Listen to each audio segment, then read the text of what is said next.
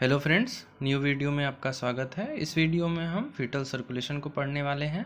यह topic GNM second year और GNM third year के लिए काफ़ी इंपॉर्टेंट है। तो चलिए वीडियो को स्टार्ट करते हैं। सबसे पहले हम फीटल सर्कुलेशन का इंट्रोडक्शन देखते हैं। फीटस का ब्लड सर्कुलेशन सिस्टम एडल्ट्स के ब्लड सर्कुलेशन सिस्टम से काफ़ी अलग होता है। फीटस के लंग्स यूट्रस में काम नहीं कर रहे होते हैं, इसलिए फीटस अपनी पोषण और ऑक्सीजन रिलेटेड नीड्स के लिए माँ पर निर्भर रहता है। फीटस की ये सारी आवश्यकताएं प्लेसेंटा के द्वारा पूरी होती है। इसी के माध्यम से भ्रूण सीधे अपने माँ के सर्कुलेटरी सिस्टम से जुड़ा रहता है। अब हम आगे फीटल सर्कुलेशन को थोड़ा डिटेल में समझते हैं। फीटस के ब्लड सर्कुलेशन सिस्टम में कुछ स्ट्रक्चर्स होते हैं, पहले हम उनको समझते हैं।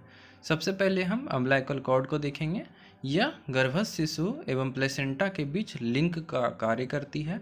अम्बिलिकल कॉर्ड एमनियोटिक एपिथेलियम की सिंगल लेयर से कवर्ड रहती है और इसमें 2 आर्टरीज और 1 वेन होती है। इसका मुख्य कार्य प्लेसेंटा से फीटस की ओर ऑक्सीजनेटेड ब्लड को पहुंचाना तथा फीटस से प्लेसेंटा की ओर डीऑक्सीजनेटेड ब्लड को वापस लाना होता है। अब हम अम्बिलिकल वेन को देखते हैं। अम्बिलिकल वेन फीटस में उसके नाभि वाले स्थान से प्रवेश करती है। फीटस में यह पहले लीवर में जाती है, यहाँ से ये 2 ब्रांचेस में बढ़ जाती है, एक लीवर में और दूसरी डक्टस वेनोसस के द्वारा इन्फीरियर वेना कावा से जुड़ जाती है। आगे हम डक्टस वेनोसस को समझते हैं। इसे आप डायग्राम में देख पा रहे होंगे। डक्टस वेनोसस एक ट्यूब लाइक स्ट्रक्चर है जो अम्बिलिकल वेन को इन्फीरियर वेना कावा से जोड़ती है।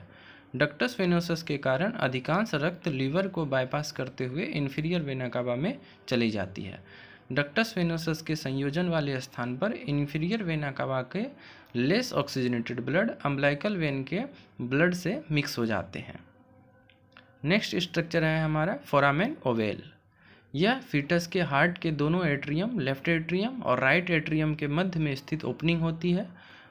फोरामेन ओवेल की उपस्थिति के कारण रक्त को ऑक्सीजनेशन के लिए लंग्स तक जाने की आवश्यकता नहीं होती है। आगे हम डक्टस आर्टरियोसस को देखते हैं। इसे आप पिक्चर में देख पा रहे होंगे। यह एक कनेक्टिव डक्ट होती है जो पल्मनरी आर्टरी को डिसेंडिंग अरोटा से जोड़ती है।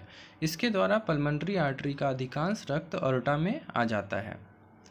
नेक्स्ट हम हाइपोगेस्ट्रिक आर्टरीज को देखते हैं। इसकी संख्या 2 होती है। यह अरोटा के इंटरनल इलियक आर्टरीज के रूप में निकलती है और अम्बिलिकल कॉर्ड में प्रवेश करती है। अम्बिलिकल कॉर्ड में इसको अम्बिलिकल आर्टरी कहा जाता है। ये फीटस से डीऑक्सीजनेटेड ब्लड को प्लेसेंटा तक लाती है। अब हम फीटल सर्कुलेशन के मैकेनिज्म को इस डायग्राम की मदद से समझेंगे। ये प्लेसेंटा से निकली हुई अम्बिलिकल कॉर्ड है। इसमें ये दोनों अम्बिलिकल आर्टरीज हैं और ये अम्बिलिकल वेन है।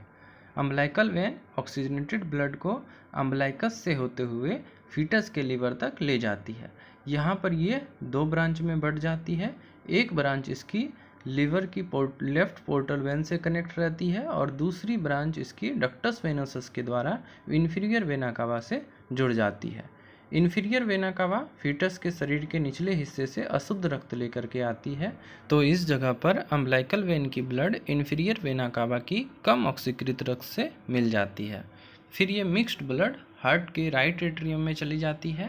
यहाँ से लगभग 75% ब्लड प्रेशर के कारण फोरामेन ओवेल के द्वारा लेफ्ट एट्रियम में चली जाती है।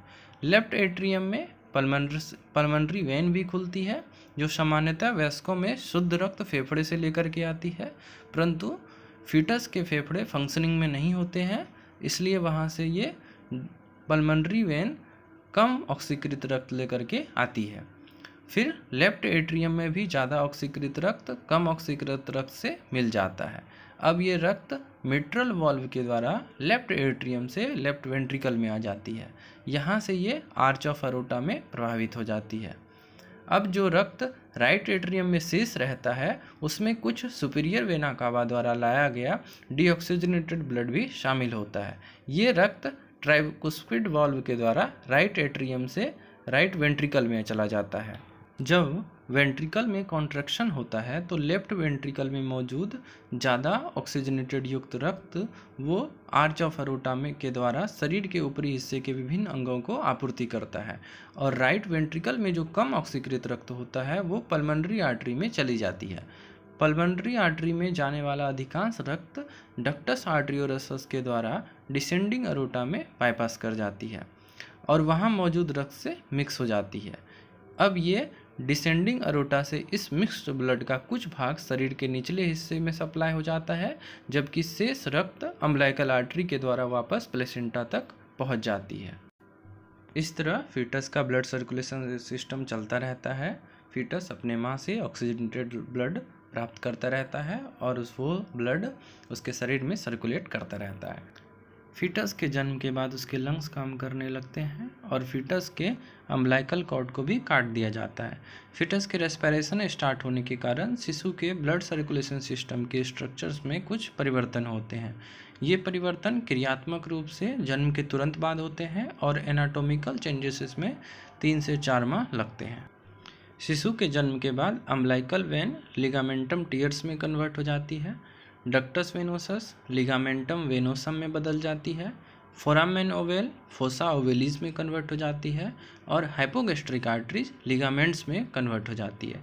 तो फ्रेंड्स, ये था हमारा आज का topic fetal circulation. I hope ये वीडियो आपको अच्छे से समझ में आया होगा।